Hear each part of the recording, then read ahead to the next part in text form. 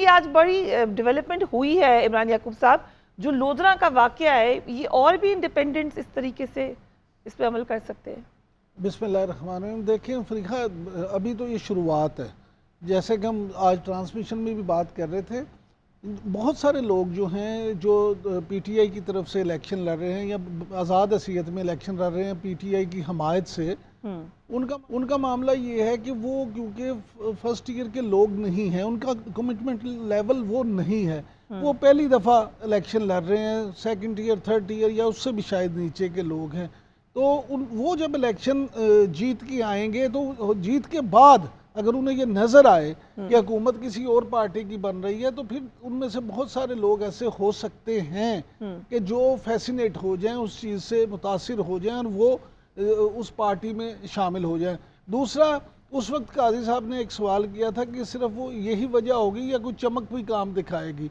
तो इस तरह के मामलात में पाकिस्तान की अनफॉर्चुनेटली पाकिस्तानी सियासत की जो रवायत रही है कि चमक तो ज़रूर होती है।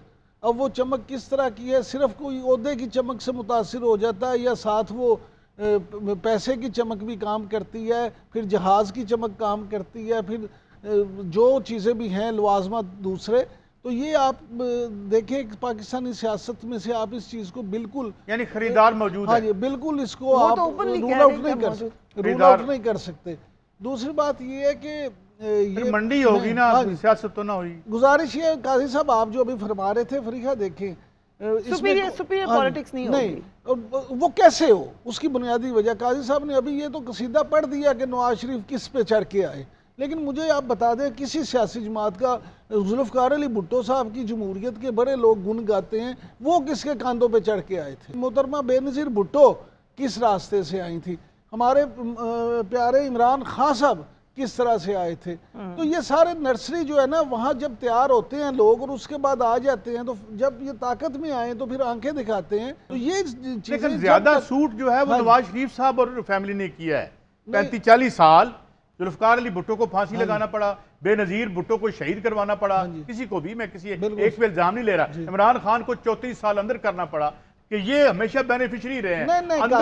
अंदर भी फिरनियां जाती रही हैं, अंदर भी जनाब ये मेन्यू जाते थे, मेन्यू जेल देखी, एक हफ्ते की जेल देखी बस। वाइफ बीमार थी, हॉस्पिटल में थी, ये तो हमने खुद देखा है। वाइफ सबकी, अल्लाह ताला सबकी वाइफ को सेहतमंद है। पाकिस्तान के पैसों से जहाज लेके गए थे वहां जब बीमार हुए थे और वो वहां खड़ा रहा था।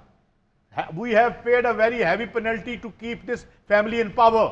आज ये मुल्क बैंकरप्ट है इन इसहाक डार की पॉलिसियों की वजह से, शौकत अजीज की पॉलिसियों की वजह से। They are the main beneficiary. मुझे ये बताएं, मैंने एक दिन सवाल किया कि आप 1981 से पाकिस्तान का ग्रोथ रेट निकालें और दो ऑलिगार्कीज जो हैं, एक जरदारी की ऑलिगार्की और एक नवाज शरीफ की ऑलिगार्की, इनका ग्रोथ रेट निकालें।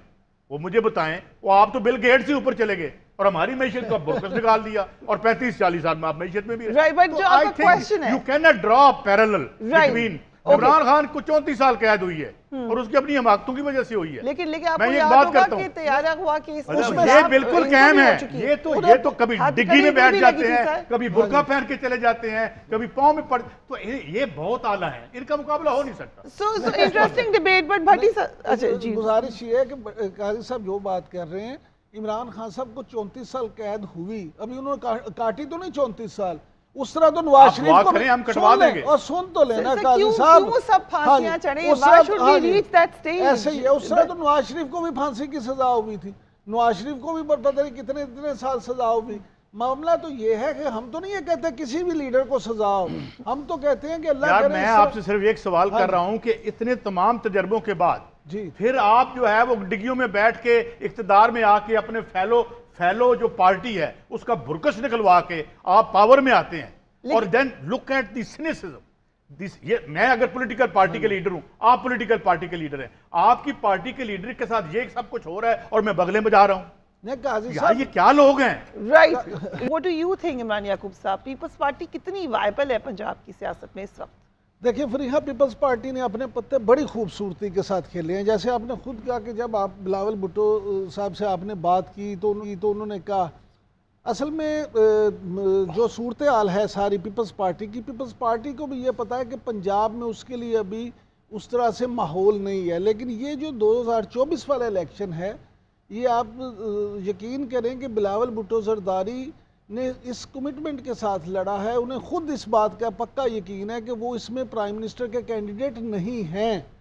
उनका इस वक्त मामला ये था कि वो अपने आप को एक स्टेट्समैन के तौर पे, ख़ास तौर पे वजारत ख़ारजा के बाद, वो ये समझते हैं कि इंटरनेशनली जो उनकी ग्रूमिंग हुई है, जो उनका एक रिलेशन बना है, तो यहाँ पाकिस्तान में भी, इसीलिए उन्होंने देखें कोई नफ़रत की सियासत की बात नहीं की, उन्होंने कोई इस तरह की बात नहीं की। उन्होंने फोकस सारा ये रखा कि जो ख़ास तौर पे पीपल्स पार्टी जो पंजाब में है, क्योंकि इस्लामाबाद में इक़्तिदार का रास्ता बहरहाल लाहौर से होके जाता है, इसकी पंजाब की 141 सीटों को बिल्कुल आप अगर इग्नोर कर दें तो आप वज़ीर आज़म नहीं बन सकते।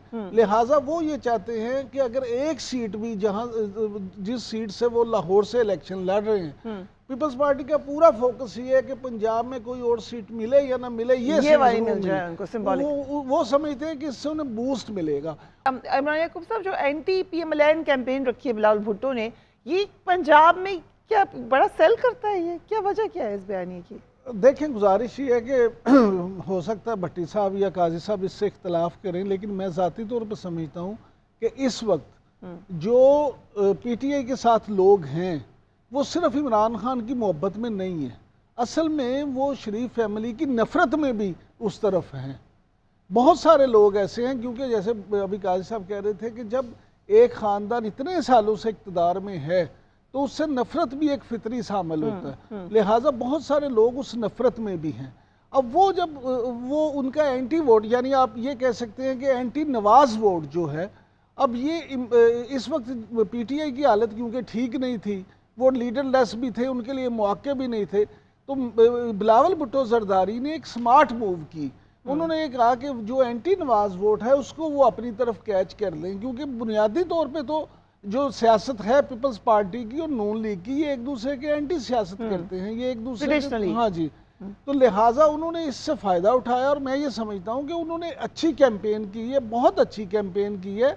और वो खुद भी पीपल्स पार्टी, मैं पीछे भी जो बात कर रहा था, फिर शाह साहब आगे थे, पीपल्स पार्टी के जो अपने लोग हैं, जो अपनी इनकी कोर कमेटी है, उसमें ये मामला डिस्कस हुए हैं कि अगर वो हल्के पंजाब में जिनमें से पीपल्स पार्टी मोस्टली 1000-1500 ज़्यादा वोट नहीं लेते थे, वो ये समझते हैं कि अगर वो 5-6 हज़ार वोट भी हल्के में ले लें तो इसका मतलब ये है कि उन्होंने कितने गुना उसमें गेन कर लिया है, तो वो अगले इलेक्शन के लिए उनके लिए पोजीशन मजीद बेहतर हो सकती है। ठीक है, so we have to wrap it up quickly. Qazi sahab, ये जो एक पूरे का पूरा नैरेटिव बनाया गया है, हमने देखा कि PMLN के खिलाफ है पीपल्स पार्टी, और जो पूरा का पूरा PMLN खिलाफ है PTI के।